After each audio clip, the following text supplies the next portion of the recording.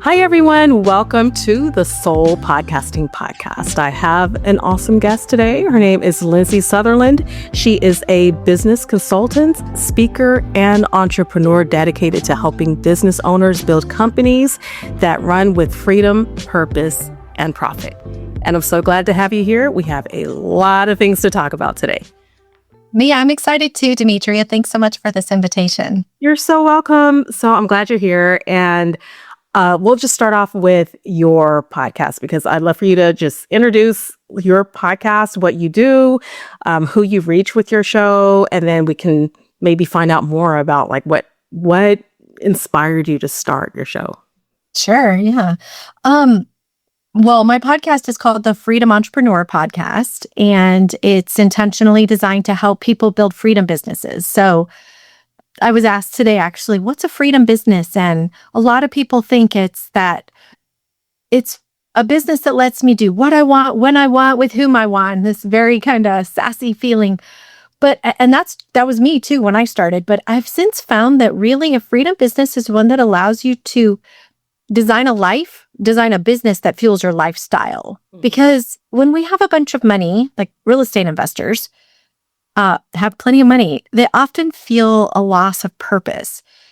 So I truly believe that we need a business that stimulates our brain, fulfills our heart, but also gives us the freedom to do the things that we want to do in life. That is so awesome because, all the solopreneurs I know want that kind of freedom, and they want to be able to just kind of find what works for us and figure out what life has to bring us. And the best way to do that is to listen to business podcasts, to learn, to explore what that means. And so you have the Freedom Entrepreneur Podcast, and you have over 200 episodes, I think. Mm-hmm. I produce an episode Monday through Friday. Wow. When did you start your show? So I started it in 2021. It was before COVID, but not by much. Okay. Wow. Yeah. Wow. And you've just been cranking out those episodes every week. Actually, you said every day, Monday through Friday. Well, I do now. So when I first started, I did it weekly. Mm-hmm. Actually, if you want to know the whole story, because I think this is an important piece. So people who are starting a podcast, it's interesting. And I've left all my episodes up for this reason, because it's really fun to go back and learn.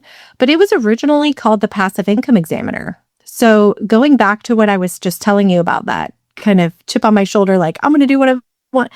My whole thought was, if I could learn how to build passive income streams, that's the gold mine, right? Like I didn't want to spend all my time on YouTube researching and learning and trial and error. And I thought, shoot, if I start a podcast, I could learn from the experts and then I'll make a good decision. That was my motivation. Wow. And I learned over time that I did learn a lot, talked to amazing, amazing people. But I started finding people were messaging me and connecting with me because they were going through a transition. Like this one exact story, like just jingles in my brain right now. This woman gets on a call with me and you could just see the desperation in her face. She's like, I've got to quit my job and I need to replace my 6-figure a month income like in 90 days. What should I do? And I'm like, it hit me. I'm like, passive income is really not passive.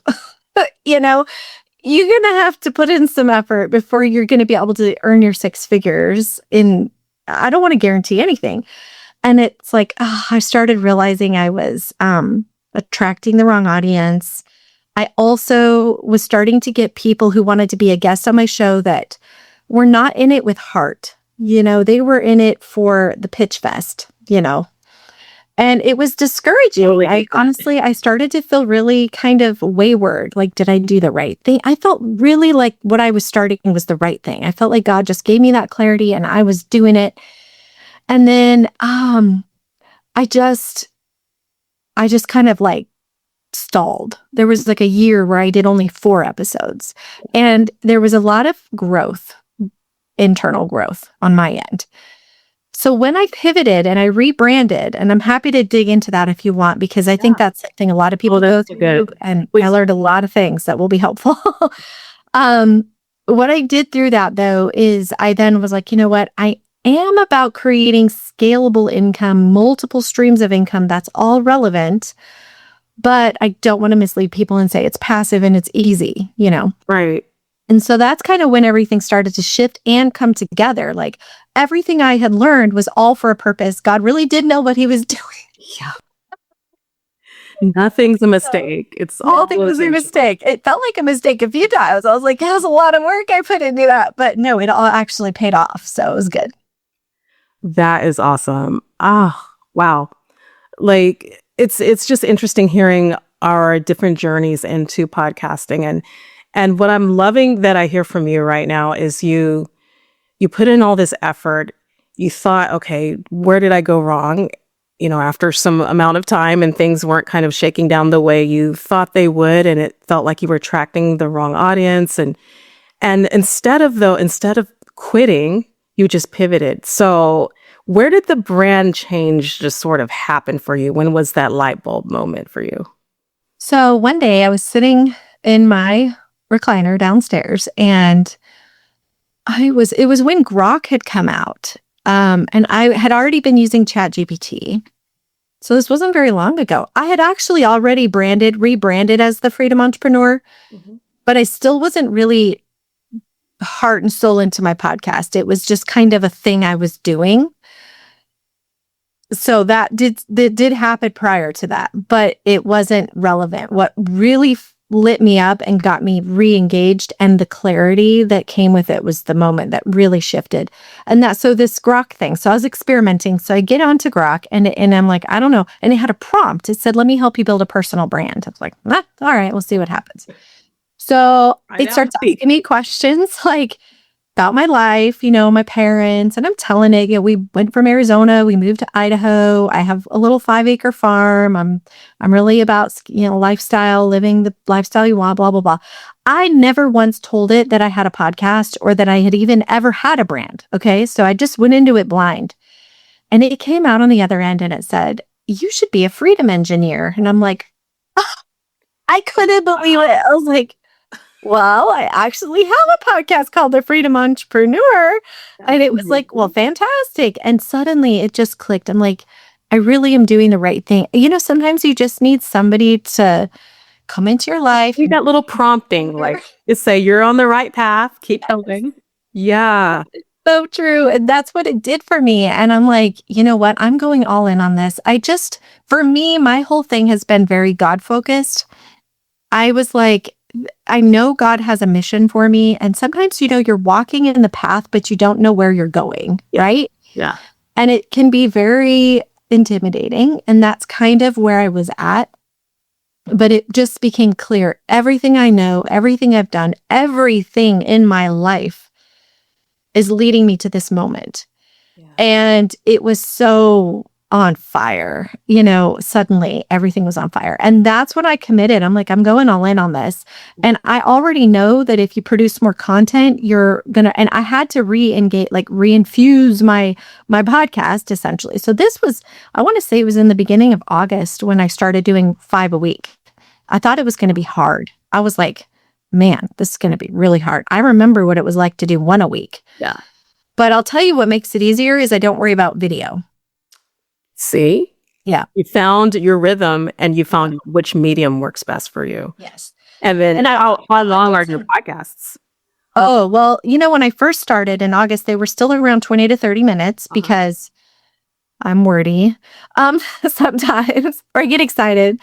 But I realized another thing that really boosts the algorithm is when it's just like YouTube, you know, when somebody listens to your whole episode or 50% plus, it boosts the algorithm and it makes your shows go up higher on the rankings. And so I thought, man, I've got to work harder at streamlining. And also one other thing I've learned is that people, just because I know this much and I'm making, like for a listening audience, I'm making like a big sandwich, right? And it could be on a specific topic. Like in my mind, it could seem very narrow, but really, I think I could pare that down to like half or less even by just picking one thing of that list, you know? And so it just really I pushed myself to make my episodes no more than 15 minutes, 20 on a pretty long day, Okay. but they're really more like 10 to 15 minutes right now. Yeah. Yeah. And then, okay, this is so interesting. I love that you are doing your podcasting your way. And for you, that constant, like putting out that content, being of value to your listeners on a frequent basis. Like some of us are more like once a week, twice a week, or even bi-weekly. I have one podcast where at one point it was just once a month. And so I know like there's different ways we can do it, but I love that you have made a decision that this works for you. And that you are like, so you're doing 10 to 15 minute episodes, audio only, because that's what works for you to do this frequently. So I just love hearing like the different ways that we come to podcasting and how it works for us. And then would you say that your audience is really engaged with this particular podcast as opposed to the one previous? Which one has a little bit more? Well, I think I'm in a part where I'm transitioning audience listeners. And it's interesting too, because I'm actually getting ready to launch a new podcast. Here's a new strategy that I'm in the mix of producing right now. Mm-hmm. So for example, if you go back and listen to some of my episodes, I would have a lot of real estate investors on my podcast, because when you talk about passive income, that comes up a lot. And other types of investing for that matter. But now I'm like, I want to focus on online business. It's my zone of genius. Yeah. And so when I get pitched for those podcasts, I just tell people, no, this isn't an investing podcast. However, I'm launching now a new podcast. It's called Online Business Launch. Okay. So the Freedom Entrepreneur, what I've learned is that it's still a broad audience, even though in my head, it seemed so specific at the time. And it is a great podcast and I love the brand. So I'm not getting rid of it, but it isn't actually very, very specific. But when you have a keyworded podcast, like in this case, Online Business Launch, okay? And then what I'm doing is I'll be interviewing people, service providers. It's specific. It's service providers who want to go into the online space. Mm-hmm. It's an interview only podcast. I'm not going to be producing any of my own content. That's going to continue to live on the Freedom Entrepreneur. Okay. But the benefit of this is it's so niche and specific. Now I thought, okay, once I get this cooking, maybe I can go back and create like the Freedom Entrepreneur Investor Series. Wow. And take all those people who've reached out that are focused on investments. Now, here's why that's important, because the listener is coming because they're interested in this specific topic. They don't want to hear their brain, if they're just starting an online business, their brain is not thinking about investing. That's just totally taking them in another direction. Right. You don't get those binge listeners as much as if you have a very specific topic. Right. But you can have an overarching brand with different content on each type of underling. I guess you could call it an underling. Like an umbrella topic with subs underneath. Yeah. And I love how you're really narrowing down your podcast ideas and determining which audiences would be better suited for certain topics, and then creating a whole new brand and a whole new niche, very, very tight podcast that focuses on that. So you're absolutely right. I love how you're doing this, your approach to podcasting. I know also I've read that you have a course. So I'd love to hear a little bit about what you do in terms of coaching and helping entrepreneurs. So what is your course about? So here it is. I help people that want to make money online. Mm-hmm. So when, for example, I started my podcast and for a long time, it didn't generate revenue. And the reason is I went into it with a mindset of, well, I've got to get this many listeners coming and then they're going to come to me, right? It's like build the brand and then. Instead, here's what I've kind of flipped everything on its head. It doesn't matter to me if you build a podcast. That's a great way to that's an avenue of business, but it isn't a business. The business is the pillars, the who you're talking to, right? Mm-hmm. The transformation you're offering. So I have the 4-pillar framework. And then you could create a product ladder that solves a specific problem for that audience. Right. And then I say choose one platform. I typically also recommend like one long form and one short form. simplify, because it's too overwhelming. There's just too many different things we could be doing. Definitely. And it's exciting, but it's also overwhelming at the same time, right? Oh, I know. And that's essentially what I teach. And if podcasting is your strategy and you've been putting a lot of time, I mean, it's a lot of time into podcasting, but you're not really making any money. There are specific ways to do that beyond affiliate marketing is okay. It's not bad, but it's just okay.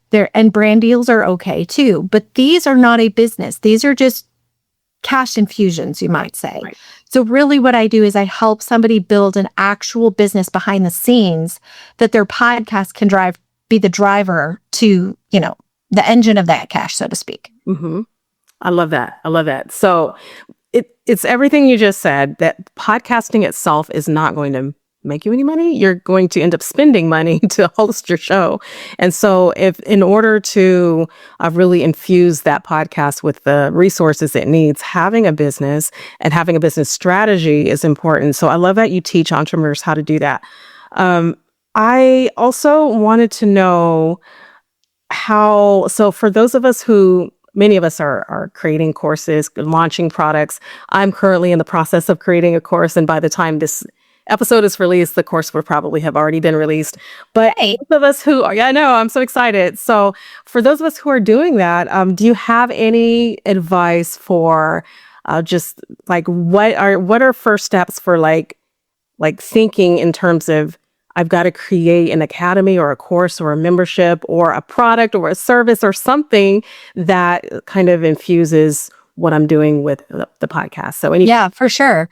I mean, well, to start, you can get a very good education listening to my show. I've got tons of content on that exact topic. But the number one thing I would say is focus on the transformation. I think this is the hardest thing for people because for starters, it's like we're going off of what we know rather than what our audience knows. So you want to understand your market. You want to understand market research, how to do that. The second piece of it would be, and we're still talking about transformation, just to be clear. But the second piece of it is oftentimes we have a servant heart, right? So our mission, our heart says, I want to help all these people. And we feel like when we're paring it down so tightly, it is letting people down. And I would tell you it's the opposite. And it's not so much, you hear this a lot with people talking about niching or getting down, and they're very focused on the demographics. I do not talk about demographics. I talk about psychographics. You want to get into their mind. You want to solve a very specific problem for a specific person who has that problem. Mm-hmm. And when you do, you will it's so much clearer for people to take action with you. Yeah. Versus when you try to solve too many problems or a bundle of things into one, it's confusing, it dilutes your message, you lose people, it will not convert as much. And like we talked about with the podcast strategy, right? Similar things with the course strategy. When you tell yourself this, tell your servant heart this is what you're going to do to solve that whole problem. Okay. You're going to say, I'm not telling you no. I'm just saying not for now. Makes perfect sense. Yeah. Okay. Everything we do in business to make sure that before we even start building anything, that we understand our audience, our target audience, and understanding what their needs are. And so, yeah, I love that. And what you're teaching it's what we need to understand before we even start launching anything. So that's perfect. Exactly. Yeah.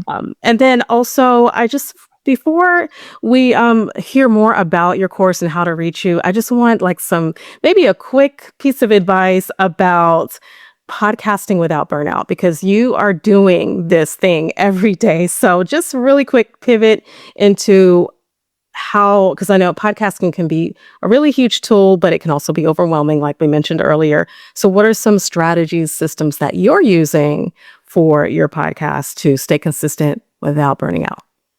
I think the biggest thing is to just keep a sticky note up and remind yourself you don't need to be in all the places. When I started, I hired a podcasting coach when I started.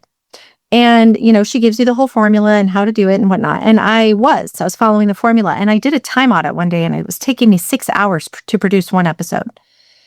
And I still had a full-time job at the time. So I'm like, man, this is a lot, But I was doing the video, doing the audio, creating all the graphics, posting on social 3 times a week in every place, creating an email. It was just like, holy cow, there's so much. Give yourself permission to just do what you can do. Create I call it a MAP, minimal acceptable performance. So if that is, I'm just going to do my audio and I'm getting that out there, then that's all you do. If you want to set up an RSS feed to go to YouTube, great. If you don't, that's okay. Yeah. Do what you can. And if it's feeling like too much, look at what you're doing and reduce it. Just lower your expectations of what you need to do. You don't need to be everywhere. It's exhausting and it's just not worth it. It is. And especially for a lot of those who are listening right now are solopreneurs. So they're doing a lot on their own and without a team, without the support. And even though we have an agency that offers that kind of support, not everybody is interested in having all the hands on deck. Maybe they want to do their own shows and edit everything. And so in that case, we do have to pick and choose our battles. And like you said, we can't be everywhere. And so I love your advice of just do what we can. And what was that acronym you gave us? MAP? Minimal acceptable performance. And Demetria, I would say to these people, if you're starting out and you truly do build a business like we talked about, when your business is funding you to the point where you can hire Demetria, that's the key, because that's what you want. Start out, build the business, leverage the podcast, but the business is what's going to really make it make sense. Yeah. And get you over that hump faster. So then you can hire the team to help you be in all the places, Yeah. And that is so valuable. It really is. It is. It is. And it can take some time to get there. But when you are ready, it's like, hey, let's outsource what is not our forte and let others do that who really enjoy it. So I appreciate your words of advice and your support for us. I would love to know if you have one more piece of advice for solopreneurs and podcasters, and then how can we reach you to get access to what you're doing with your course and your offerings? Sure. Well, here's the thing. I always say, go back and find your North Star. Everything you do, whether it's building the business, building the brand, doing the podcast, all the things, okay, they're external. We need to know in our heart, what is our North Star? Why are we doing it and where are we going? And design and think in reverse. This is the thing. I often see people, the way I describe it is like a ladder. You're at the bottom of the ladder and you're looking up and you're like, man, I got to do this and I got to do that. And you're climbing the ladder in your head of all these steps you have to take. Before you do that, go to the end of the ladder in your mind and look backwards and think, where do I want to be when I'm at the top? What does it look like? Do I get to spend time with my kids? Do I get to do this? I mean, write out your ideal schedule and design everything else based on that, because it will help you say no to things that are shiny object syndrome. That's a huge thing. It will help you say yes to the things that are moving you closer to your end goal. So you've got to know what that end goal actually looks and feels like in order to really be successful. So that's the piece of advice. Love that. And the best place for people to connect with me is in my Freedom Business Builder online community. I'm more than happy to support you there for free. So that's the best place. Perfect. So we'll just get that link for you in the show notes for the Freedom Business Builder program. And would love to see what you're doing on a daily, weekly basis over at your podcast as well. So it's been a pleasure, Lindsay. Thank you so much for hanging out with me today and having this conversation about podcasting. Likewise.